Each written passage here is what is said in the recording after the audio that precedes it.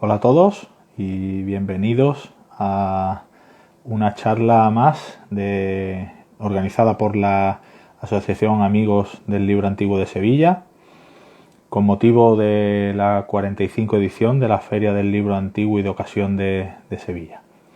Hoy vamos a charlar con el escritor, ensayista, traductor, poeta y muchas cosas más, Antonio Rivero Tarabillo. Vamos a contactar con Antonio para hablar un poquito con él de su afición por los libros, de su obra, por supuesto, de su afición por las librerías de viejo y todo lo que tiene que ver pues con la feria que estamos celebrando estos días en la Plaza Nueva. Recuerdo la 45 edición de la Feria del Libro Antiguo de Sevilla. Se está celebrando en la Plaza Nueva desde el 18 de noviembre y se celebrará hasta el 8 de diciembre. Quien esté interesado en la información de todas las actividades que hay en torno a la feria, pues tenéis nuestras redes, tanto esta cuenta de Instagram como Twitter y Facebook, y también la web libroantiguosevilla.es.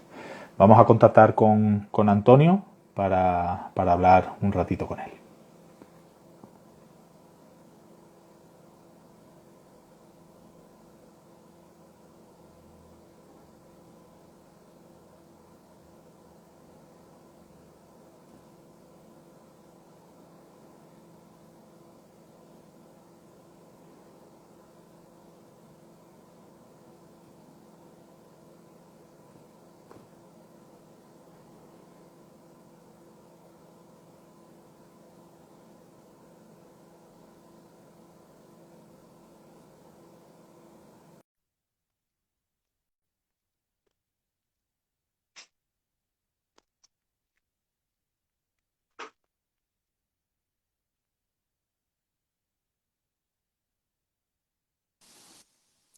Ahora.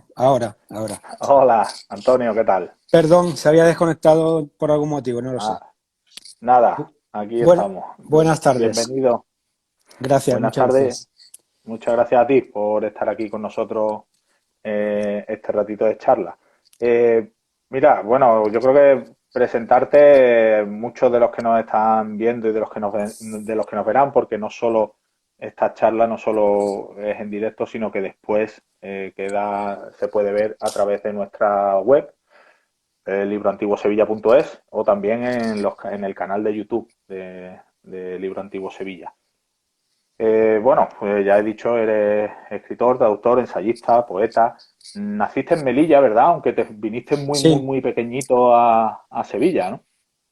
sí, realmente siempre he vivido en Sevilla, salvo el primer año de vida que lo pasé allí. Mis padres eran profesores y estuvieron un tiempo destinados en Melilla y al nacer yo, pues ya se volvieron a la península. Pero vamos, mi vida es toda sevillana. Muy bien. Entonces, imagino que con tu profesión y con tu pasión por los libros conocerás bastante bien el sector en la ciudad, ¿verdad? Pues sí, porque yo en el libro he sido absolutamente de todo, incluso lector. A veces digo de broma que he sido hasta lector.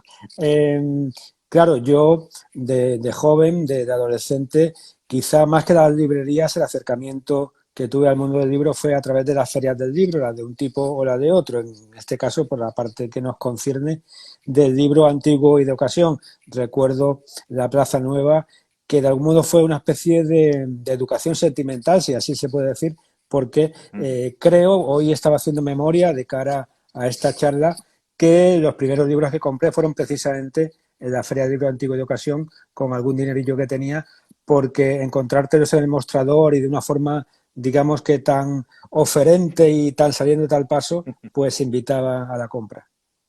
Sí, además, bueno, estamos celebrando este año la edición número 45. La Feria del Libro Antiguo y de Ocasión de Sevilla es uno de los eventos culturales más longevos de la ciudad y la verdad es que sí, que tiene, que todos, yo creo que todos tenemos buenos recuerdos de esta feria de otoño. Y bueno, cuéntame ya que estamos metidos en la feria. Cuéntame algún recuerdo que tengas así especial o algún hallazgo especial de algún libro que digas, madre mía, lo que he encontrado? Ya. Mira, me he bajado de la biblioteca que la tengo arriba. Los Sí, 3 primeros libros que compré, creo que en mi vida, en total, y qué fueron bueno. precisamente en esa feria. Sí. Yo, cuando estaba estudiando COU, fue cuando me empecé a interesar por la poesía y realmente Ujú, la leí y empecé a escribir algunas cosillas en plan imitativo. En aquel momento el deslumbramiento fue Juan Ramón Jiménez, pero ujú, en la Feria del Libro Antiguo compré algunas cosillas y un poeta que siempre me ha acompañado y al cual luego he traducido era Edgar Allan Poe. Compré este libro, la obra poética completa de Poe en la sí. Feria del Libro Antiguo, y también alguna otra cosa de poesía. Mira, había una colección de Bruguera, que era esta, que tenía de diferentes países. Esta en particular es de la poesía panameña, que Ujú, no me llamó especialmente la atención, pero creo que había una oferta y la compré. Y esta de la poesía mexicana, que sí de verdad fue una especie de salto hacia la poesía, porque ahí teníamos desde los poetas modernistas mexicanos a, bueno, Ramón López Velarde y ya Paz y todos posteriores, bueno, Ali Chumacero, todos los que han significado algo en la poesía mexicana, y es una poesía muy importante. Y claro, yo eso lo encontré en la Feria del Libro. Eso en cuanto a, digamos que tesoros sentimentales, porque ya están ligados indisolublemente a mi vida de lector. Luego, claro. en cuanto a libros más raros o digamos que hallazgos valiosos, pues constantemente se encuentran, constantemente. Ayer, por Sí, ejemplo, sí. sin ir más lejos, encontré en una de las casetas, no sé si se puede decir el nombre o lo Sí, dejamos, sí, sí, pero por supuesto, cualquiera. en la de Renacimiento, que tiene una muy buena selección de Sí. materiales, sobre todo de la guerra civil y del exilio y de la Ujú, literatura que se fue luego a Estados Unidos y a la América Hispana. Pues encontré la colección completa de la revista Hora de España. Hora de España se publicó en Valencia a partir del año 37 sí. y bueno, es una revista estupenda en la que colaboraban pues los principales intelectuales de la época. Y la tenían completa en 5 tomos. Realmente me la hubiera Vale. llevado, pero bueno, no se puede uno llevar siempre todo lo que quiere. Pero siempre, cualquier día, hay un descubrimiento que invita a la compra. Es cierto, además en la Feria del Libro Antiguo y de Ocasión de Sevilla vienen libreros de toda España, no solo de Sevilla, que por supuesto están ahí, sino también vienen de Madrid, de Barcelona, de Granada, de Cádiz, Santander, de Ponferrada, vienen de muchos puntos de España. Y es cierto que es una ocasión muy buena porque hay de todo. Y hay desde libros de saldo a muy, muy bajo precio hasta joyas que evidentemente tienen un valor elevado, pero porque, claro, porque tienen una historia y tienen el valor que tienen, evidentemente. Mm, Hablábamos antes que conoces bien el sector del libro de la ciudad. Mm, Imagino que a lo largo del año, porque claro, la Feria del Libro Antiguo y de Ocasión está estas 3 semanas allí en la Plaza Nueva, pero el resto del año las librerías de viejos siguen a nuestra disposición y de vez en cuando siempre nos gusta darnos un paseo por alguna de las librerías. ¿Tú sueles pasear por alguna de ellas a lo largo del año? Sí, suelo ir con alguna frecuencia, no toda la que quisiera. Bueno, no se puede. Por desgracia, por tiempo no, ya nos gustaría Sí, no, pero dedicarle voy más tiempo. voy a alguna, y también visito los catálogos de otras en internet, y, y a veces esto está mal que lo diga, pero es que es la realidad, porque esto es una especie de ecosistema en el cual los libros circulan. No solamente voy a comprar, sino también a veces, y esto digamos que a alguien le puede sentar mal, pero es así, a vender. ¿Por qué vendo libros a veces? Como cualquier persona que se dedica a la crítica literaria o a las letras en general, una biblioteca tiene pues unas estanterías limitadas, el espacio es el que es, y aunque conservo muchísimos libros, pero no obstante, a veces tienen que entrar unos para que salgan otros, es la única forma. Claro. Y por otra parte hay muchos libros que tampoco me llegan a interesar lo suficiente como para haberlos leídos y a veces los tengo que vender. Y otros que me han interesado, creo que lo más digno para ellos incluso es que tengan una segunda oportunidad y que no estén pues cogiendo polvo en una estantería, sino que puedan hallar a un lector, como yo a veces he hallado pues otros libros en mis pesquisas. ¿Tú eres de los que les gusta encontrar en los libros de viejos anotaciones o incluso recortes de periódico o marcapáginas que denotan esa otra vida o esas otras vidas que han tenido los libros? No me incomodan, realmente no me importa porque no suelo comprar los libros de este tipo atendiendo a su valor, digamos que virginal o como un fetichista del coleccionismo. Me interesa porque es la manera de acceder a esos textos. Pero lo que sí me interesa en particular es cuando, por ejemplo, tú lo has dicho muy bien, pues puede haber un recorte o a veces incluso una tarjeta postal o cualquier otra cosa que es ya una historia que se bifurca del propio libro y que puede tener, pues, puede ser el pie para otro hallazgo o para otra aventura. Estabas hablando, ya que estamos hablando de libros antiguos, libros de ocasión, libros viejos. Ahora vamos a hablar un poco de tu obra. Vamos, tu obra es enorme. Vamos, nos vamos a centrar un poco en tus últimos libros. Pero, ¿qué influencia han tenido los libros viejos en tu obra desde que comenzaste? Pues los libros viejos y no viejos han tenido siempre una importancia vital. Mis padres tenían una relativamente buena biblioteca y además muy diversa, porque mi madre era de filosofía y letras, mi padre era Mm, científico y de algún sí. modo la confluencia de ambas colecciones pues suscitó mi curiosidad. Y luego también los libros míos y de mis hermanos, éramos tres, yo el mayor, y entonces realmente siempre he convivido con los libros. Y en la biblioteca, por ejemplo, de mi padre ya había libros antiguos, no de una especial antigüedad, pero que eran Ujú. quizá los que él fue atesorando a lo largo de toda su vida, libros que a lo mejor pues eran de los años 40 o 50 y que, aunque solían tratar de asuntos científicos, pero también él tenía una mirada muy abierta hacia el humanismo en general y en particular la disciplina a la que se dedicó fue la historia de la ciencia.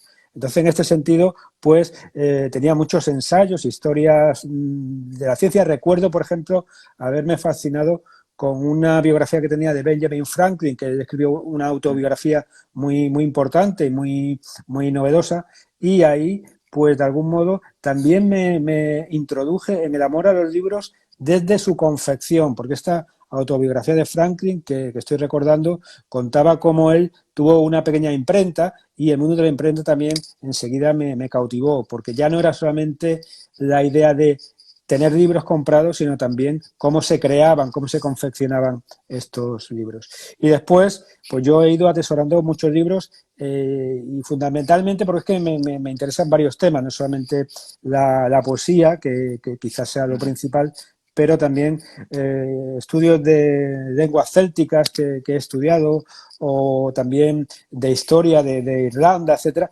pues creo que tengo una buena colección, a veces comprada en España, casi siempre en el extranjero y tanto iba a decir por internet, incluso antes de por internet, en los años 80, pues con catálogos punteados y luego en una especie Ajá. de hoja de pedido, Sí, todo sí. ante Amazon y todas estas cosas. Acabas de citar uno de nuestras aficiones comunes, por cierto, Irlanda, que también me gustaría tocar ese tema un poco más adelante. Pero has hablado ya de tu biblioteca. Hay libros que tienen que salir por esos motivos, porque es imposible atesorarlos todos.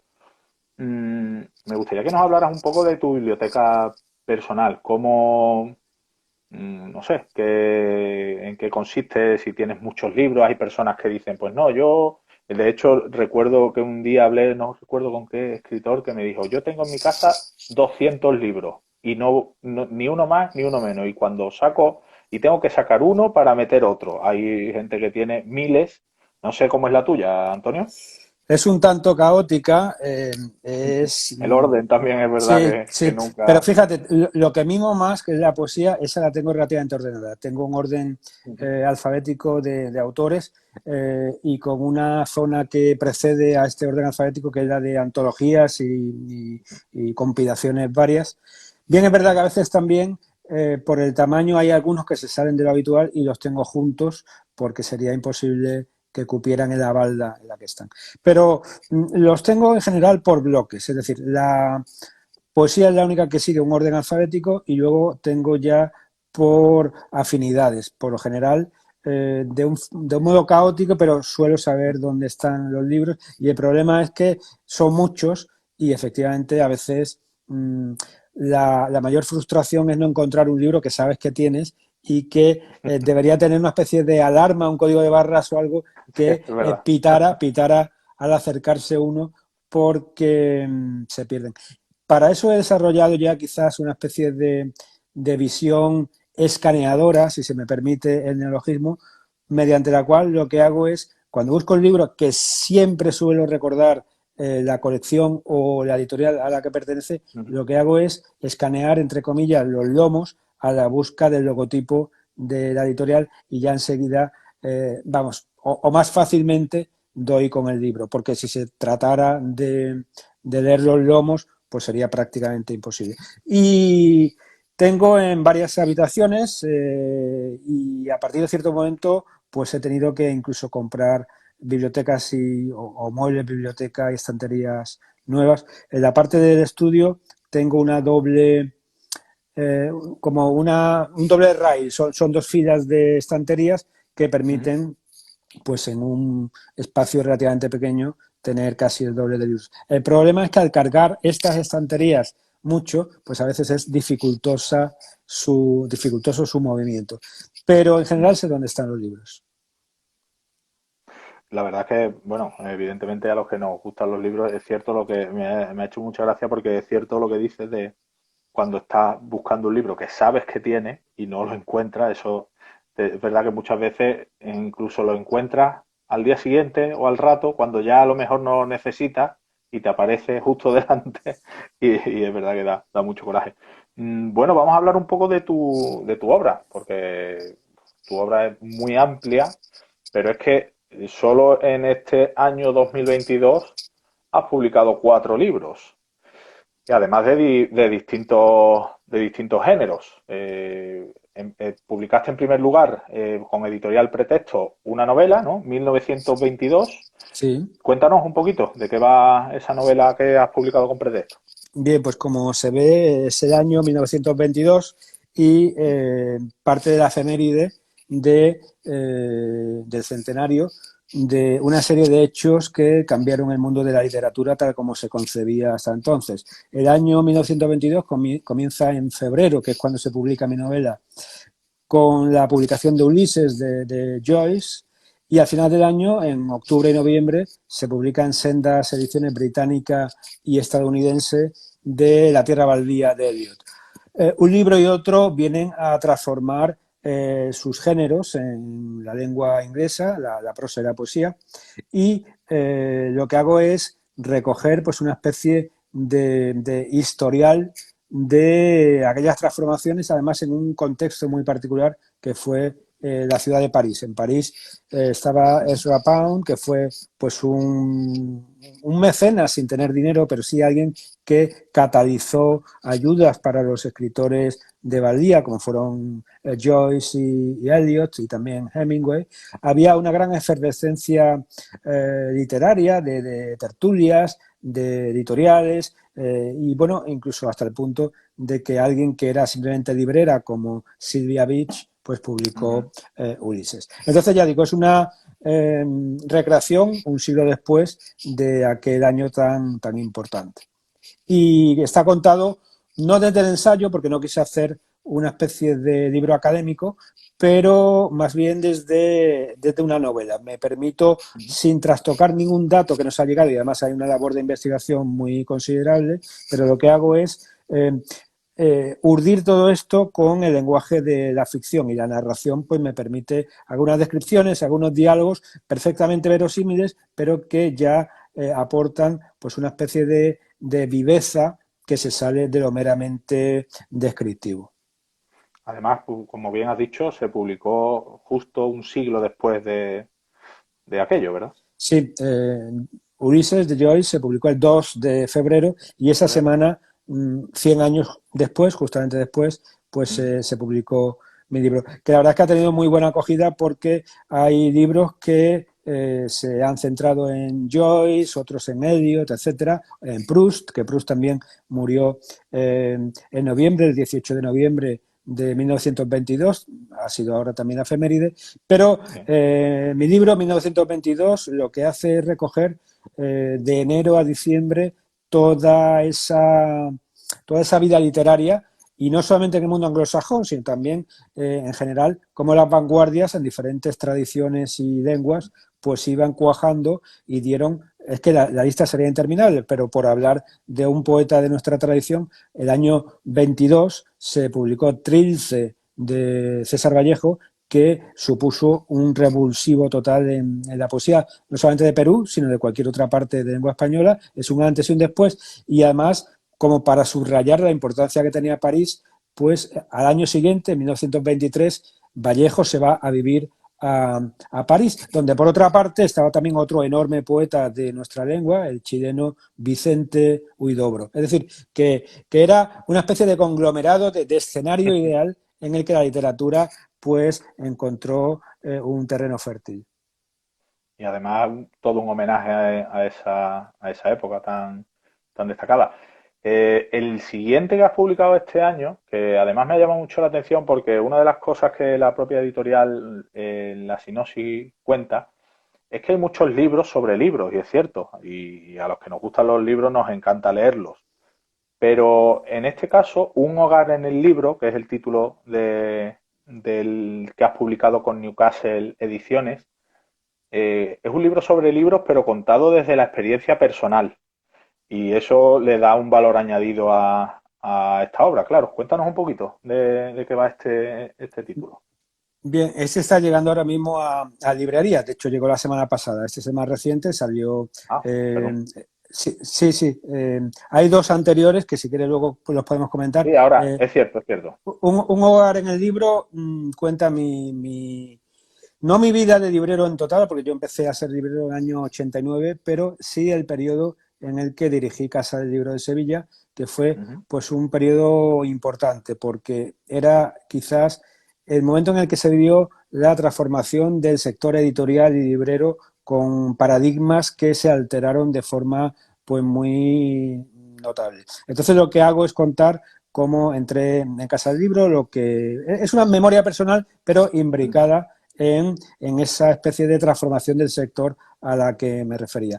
Y tiene mucho de libros sobre librerías, que es casi un subgénero, hay muchos libros que pensamos se nos vienen a la cabeza, pero también es una especie de memoria personal de aquellos años y sobre todo podríamos decir, un testimonio de cómo el mundo de las librerías ha cambiado de forma tan radical en 20 años. Pues es curioso porque, claro, a mí me pasa igual que a ti. Cuando hablan de libros sobre librería, me viene 84 Charing Cross Roads de Helen Hunt o una buena novela de los escocés. Bueno, sobre Shakespeare and Company también se ha escrito, o Rue de l'Odéon también, de Adrien Monnier. Hay muchísimos libros que de hecho hay quien quiera en internet tiene listados y listados de libros sobre libros y algunos son muy, muy buenos. Pero claro, es lo que estábamos hablando ahora mismo. En este libro tú cuentas algo, una experiencia personal y además en una época en la que, como bien dice, el sector pasó por un momento importante. Eh, Acabas de comentar que fuiste director de la Casa del Libro mmm, y que te gustan mucho los libros sobre libros. ¿Cuáles recomendarías tú de este subgénero, como bien dices, de la literatura? ¿Qué es cuáles te llaman a ti más la atención o te han gustado más de los que has leído? Pues he leído unos cuantos, pero quizá el que has Pues mencionado tú antes, el 82 Charing Cross Road, porque además es una calle que yo he recorrido mucho en Londres. Yo, desde tiempo inmemorial. Bueno, esto es otra deformación profesional que se combina muy bien con el ocio. Cada vez que he viajado a una ciudad, lo primero que he sí, hecho ha sido recorrer sus librerías de referencia.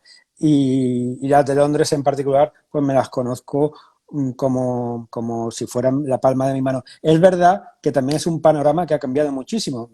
Mi propia mano también, ahora está más arrugada que hace un tiempo. Pero Charing Cross Road era efectivamente la calle por antonomasia de las librerías de Londres. Y ahí había desde grandes librerías, yo recuerdo, por ejemplo, un Waterstones que ya no estaba, la cadena sigue, pero no esa sucursal, que estaba estupenda.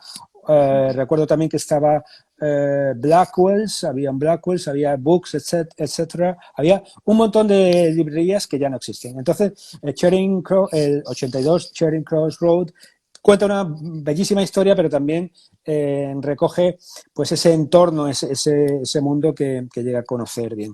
Y luego un libro español, el de Belén Rubiano, sobre su librería de la sí, calle Rialto, que se saldría, si no me equivoco, hará 5 o 6 años en la editorial Asteroide, Libros del Asteroide, en libro Barcelona. de las teorías, sí. Es un libro estupendo porque ya no habla de la lejana y fría Londres, sino de No, la cálida y cercana Sevilla. Y además Belén Rubiano lo cuenta estupendamente.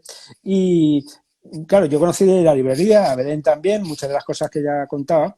Y la verdad es que es un libro contado con cariño y tiene chicha. Yo lo que he querido contar en Un hogar en el libro es quizá lo contrario, no por, digamos, eh, decir algo novedoso, pero sí porque mi experiencia fue distinta. Ya tenía una pequeña librería pues familiar y de una pequeñísima superficie, y yo lo que viví fue pues la gestión de una librería que tenía 700 metros cuadrados, más un almacén, 27 sí. trabajadores. Y la escala es importante porque permite ver entresijos del negocio que quizá en una librería pequeña no se está tan al tanto de ellos. Sí, hay mucha diferencia, evidentemente. Que por cierto, Belén Rubiano ha sido pregonera Sí, de esa sí, sí. edición de la feria junto con Jesús Marchamalo. Y el otro día precisamente estuve hablando con ella de su libro. Le llevé su libro para que me lo dedicara.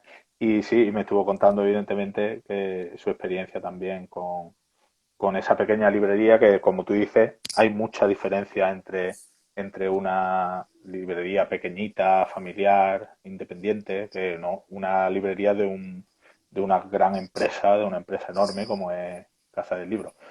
El, bueno, este era el último que has publicado este año. Antes, como bien dijiste, había dos más, aparte del de Pretexto que ya citamos antes. Uno sería Los hilos rotos, que por cierto ha sido Premio Nacional de Poesía Ciudad de Lucena Lara Cantizani.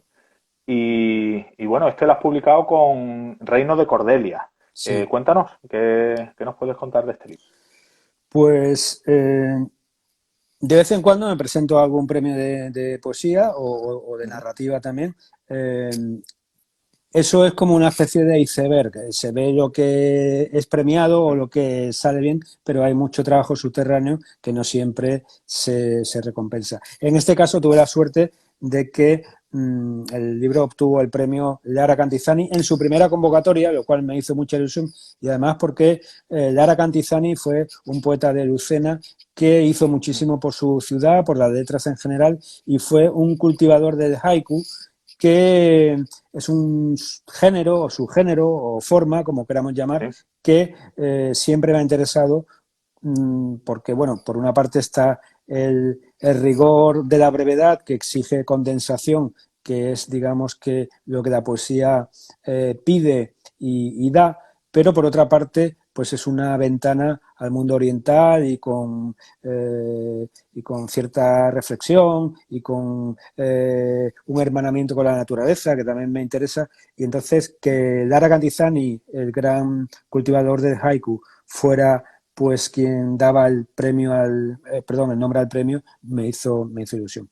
Y es un libro que en general no podría decir gran cosa de él porque no es un libro con una unidad temática. Por lo general no escribo libros con un concepto o con una especie de plan que los rija, sino más bien pues son colecciones de poemas líricos que en un periodo de tiempo pues van a un cuaderno y luego cuando te das cuenta pues ya forman un libro. No obstante, sí he escrito algún otro libro que sí tiene pues un tema que lo dirige, pero en este caso sí es verdad que podríamos hablar de temas generales que son los de siempre, la meditación del tiempo, la contemplación de la naturaleza y es un libro variado. Perfecto. Y el penúltimo, en este caso, de los que ha publicado este año, antes el de Newcastle Ediciones, ha sido con Silex Ediciones y es por Apache, en el que el protagonista es John Ford, el director de cine. Y doy por hecho que, aparte de escritor, de lector, también eres cinéfilo. Cuéntanos, ¿por qué decidiste dedicarle un libro a John Ford? Sí, soy Aparte, cinéfilo. intuyo que Irlanda también está por Tiene mucho ahí. que ver, tiene mucho que ver. Claro, Eso te iba a decir, que más que cinéfilo, no me considero cinéfilo más allá de un aficionado al cine que ha sí. disfrutado con él, pero sí soy fordiano, absolutamente fordiano y alguien que en Ford ha encontrado pues placer, emoción, aprendizaje, muchísimas cosas que hallamos en él. De siempre me ha interesado Ford y no solamente el cine suyo del oeste, que quizá es lo que primero salta a la memoria, porque realmente él ha hecho todo tipo de películas y en todas ellas encontramos rasgos similares o elementos afines que una y otra vez se repiten. Y eso es lo que yo he querido recoger en Ford Apache, jugando con el título de una de sus películas, Ford con T, Apache, que Sí. era el fuerte, en este caso Ford Apache, que he querido hacer como en la película suya, Centauro del Desierto, que en general es una película estupenda, pero que en particular recoge muy bien el asunto de la búsqueda, pues yo he querido hacer esa búsqueda de los elementos que a lo largo de todo el cine de Ford, desde el cine mudo, desde 1917 hasta ya el final, de los años 70, podemos identificar como elementos, repito, fordianos. ¿Y qué son estos elementos fordianos? Pues aquellos en los que brilla su genio en el humor tan irlandés, en la melancolía tan irlandesa, en tantos elementos que desde la rebeldía, otro elemento muy irlandés, configuran su cine. Porque más que un director de lo épico, yo creo que Ford es un gran cineasta de lo lírico disfrazado de lo épico. Y lo que realmente emociona es cómo, pues, entre una batalla y otra, entre un hecho de armas y otro, entre una matanza y otra, pues los seres humanos, las personas individuales, se muestran como grandes, digamos que, entes dramáticos que en algún caso comparo con los de Shakespeare. Ujú. Pues fíjate que decíamos al principio que tu obra es muy amplia, bueno, solo con una pequeña muestra de 2022 tenemos novela, tenemos poesía, tenemos ensayo, tenemos un libro basado en experiencias personales tuyas como librero. Te falta un libro de relatos que no sé si te va a dar tiempo de publicar este año. Creo que no, pero, Relatos pero vamos. cortos he publicado pocos y realmente las novelas que he escrito todas parten de hechos reales porque todas se apoyan en hechos históricos y más que históricos literarios. Suelen ser eh, biografías o biografías parciales por otros medios. Es decir, que cuando escribí, por ejemplo, la biografía de Cernuda, una biografía muy extensa y digamos que respetando las reglas del género, pues sabía a qué atenerme, que es que no puede haber una intromisión por parte del autor o no puede, digamos, que recrear de una forma más ligera ciertos episodios. Cuando hice la biografía también de Juan Eduardo Cirlot, un poeta y crítico de arte que me interesa mucho, pues también sabía el terreno en el que jugaba y las reglas que organizaban este juego. Pero me di cuenta también de que para entrar más y mejor en la personalidad de ciertas figuras y sobre todo para recrear el mundo que vivieron, la narración o lo novelado ayuda a que el lector se encuentre pues eso, a personajes de carne y hueso y que de algún modo tengan los atributos de la ficción, que muchas veces en la ficción pues hay personajes con más entidad que otros de la vida corriente. Nos has dicho, bueno, de toda tu obra, no sé si será una pregunta complicada, porque imagino que cada uno tendrá su importancia para ti, pero hemos citado las obras que has publicado este año, has citado tú algunas otras.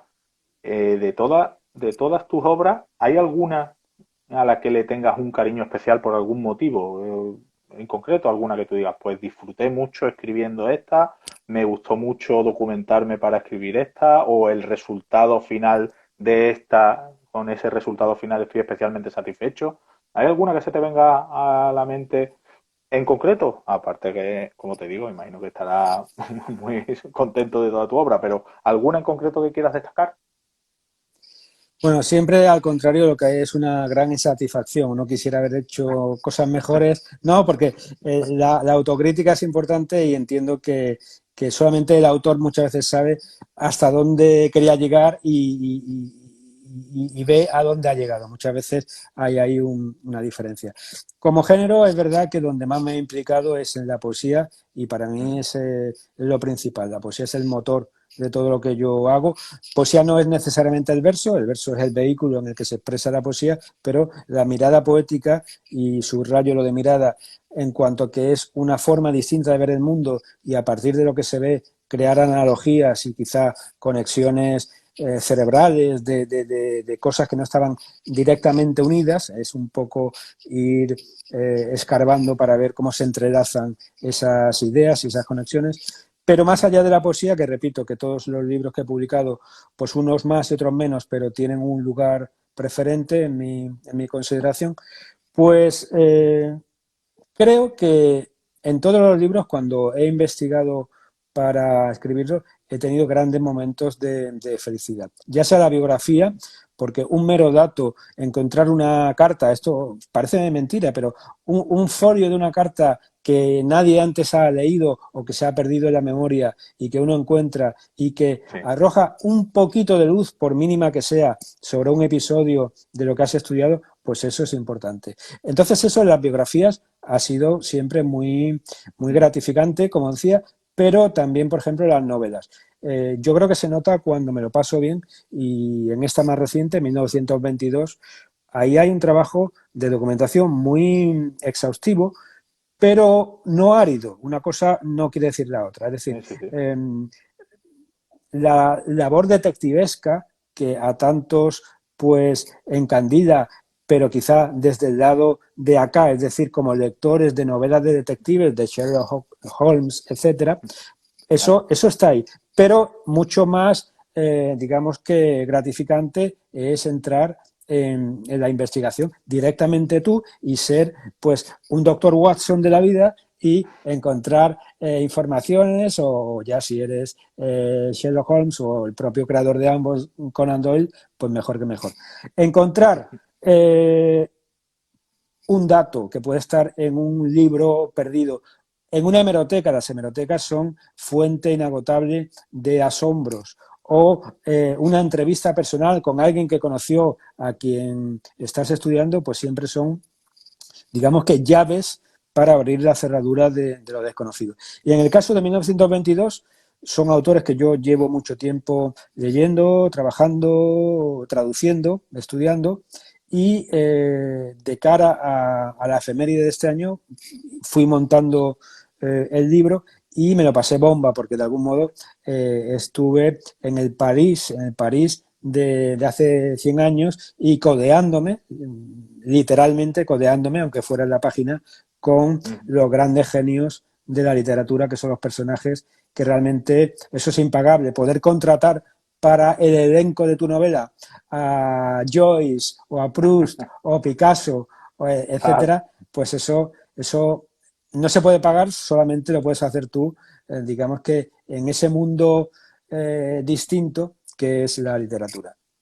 Y se nota, simplemente escuchándote hablar, se nota que has disfrutado con el proceso. Hay entusiasmo, sí.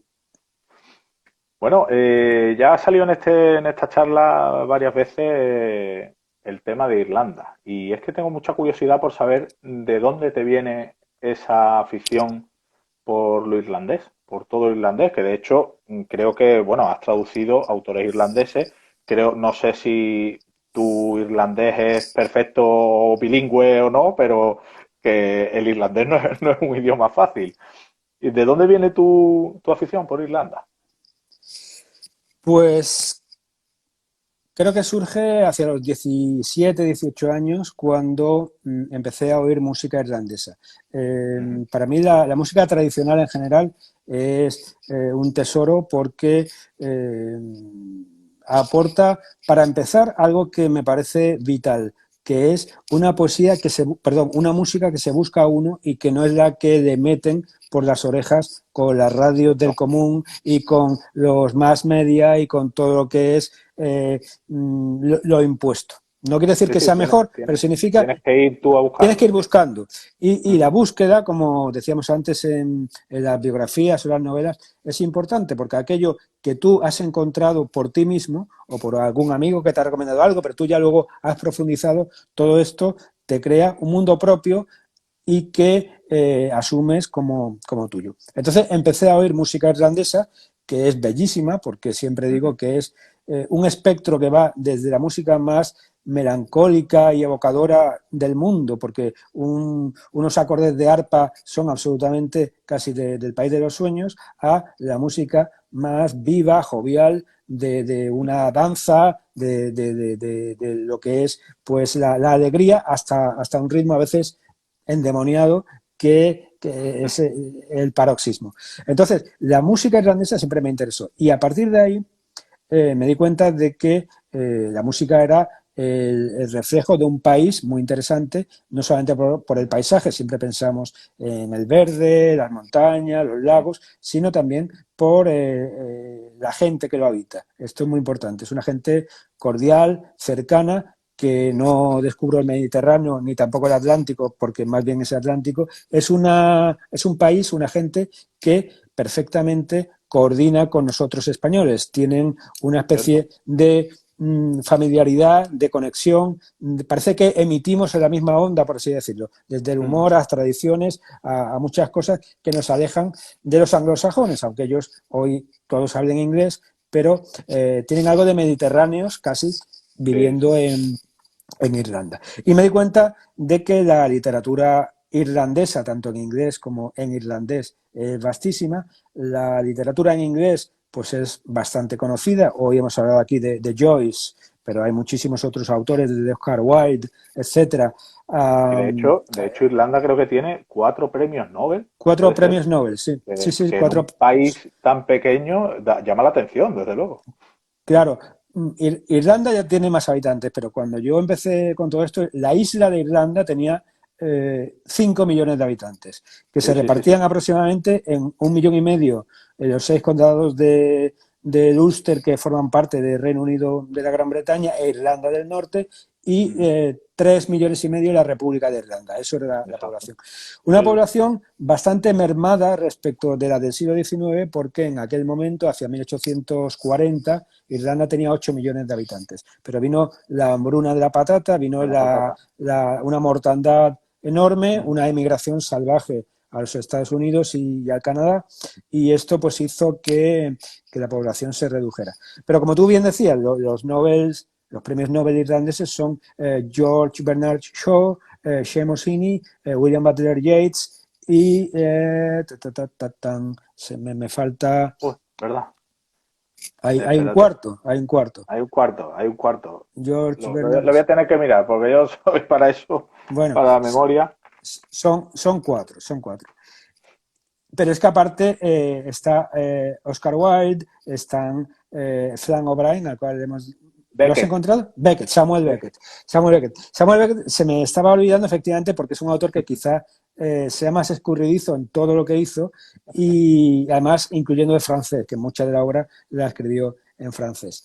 Pero sí, cuatro para un país tan pequeño, pero un país que ha enviado irlandeses a todo el mundo por esta emigración que decíamos. Entonces, la literatura en inglés de Irlanda es pues muy importante, pero luego me di cuenta también de que hay una literatura en irlandés, en lo que conocemos como gaélico.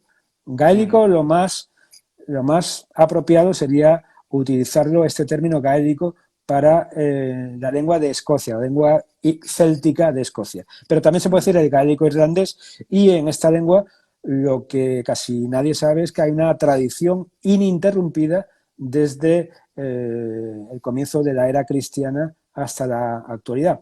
Hay una literatura épica irlandesa que está escrita en irlandés, en gaélico, que tiene elementos comunes con cosas que vemos en la Ilíada, tiene incluso carros de guerra que aparecen ahí en los que van los héroes a luchar.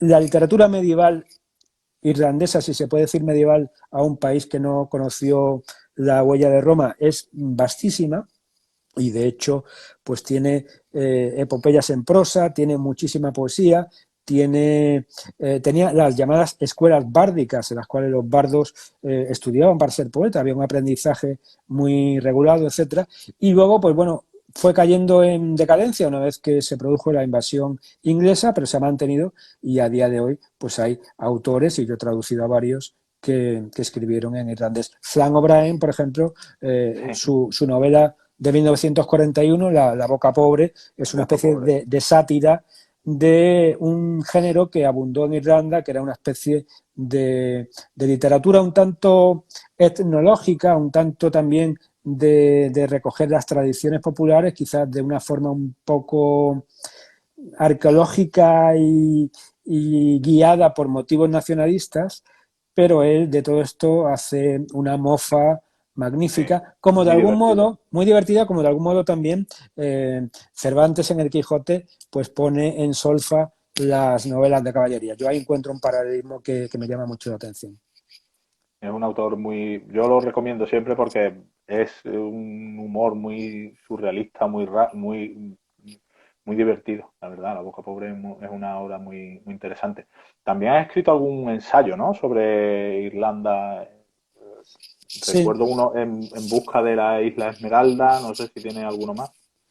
eh, bueno, sobre Irlanda he escrito varias cosas. Lo primero que Bueno, y escribí escribiste también sobre Ulises y el también, Bloomsday, ¿no? También sí, en su sí, momento. sí.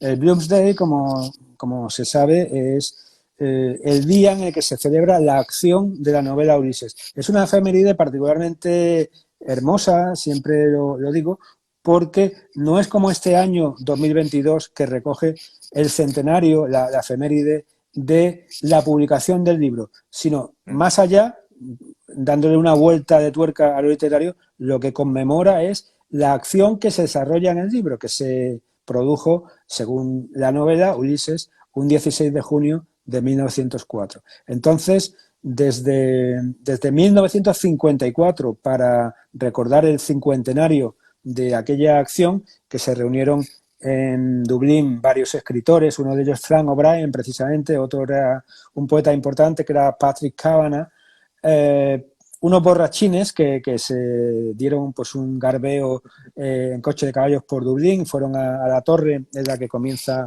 la novela, pues decía, el Bloomsday es ese día tan particular.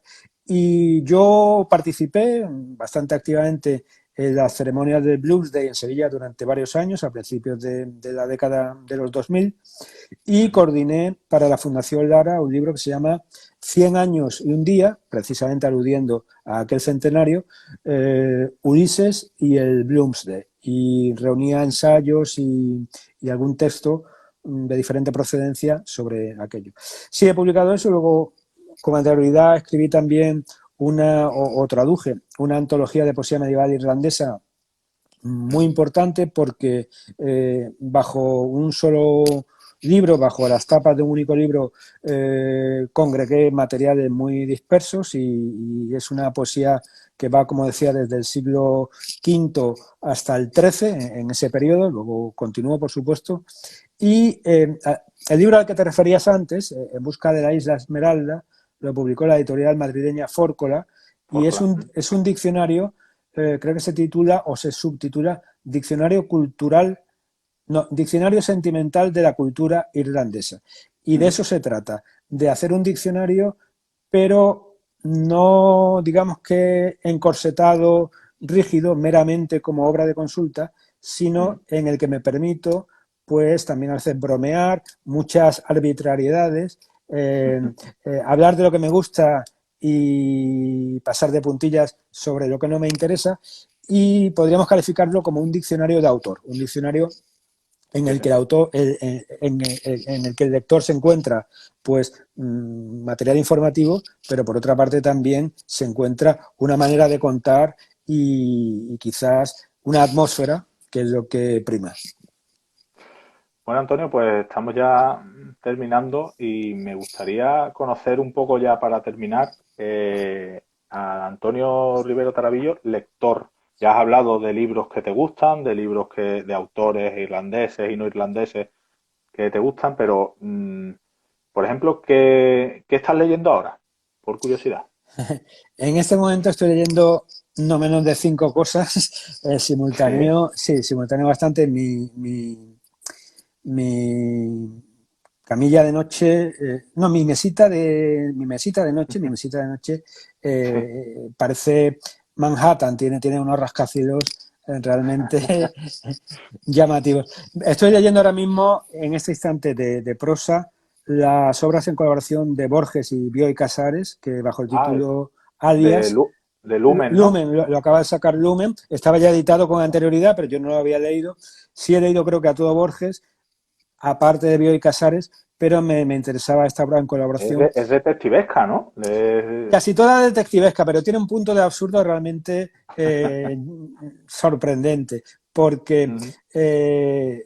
parece que les encanta, y ahí quizás se vea más la mano de Borges, hay muchas butades, hay muchas cosas directamente del absurdo, un humor Sí, sí. francamente sorprendente, y me está gustando bastante. Pero sí, son tramas detectivescas casi todas ellas, Ujú. pero es más importante desde mi punto de vista el tono y estos rasgos de humor que lo meramente policial, etcétera.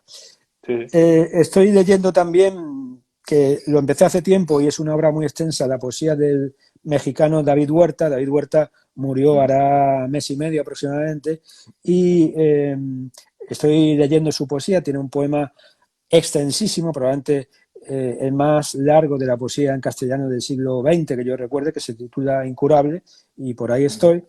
Y luego, ¿qué más cosas tengo? Pues siempre tengo un par de libros de poesía que me han llegado recientemente, y un libro que no he mencionado, pero que también compré ayer en la Feria del Libro Antiguo de Ocasión y que estuve Ujú. leyendo en parte en un bar. Fue un homenaje al autor, porque es de Manuel Machado, la poesía completa de Manuel Machado, y Ujú. me metí a tomar una copa de vino en un bar en el que además había música flamenca, que le hubiera gustado mucho a don Manuel. Pues nada, Antonio, el tiempo pasa volando, así que nos vamos a despedir ya.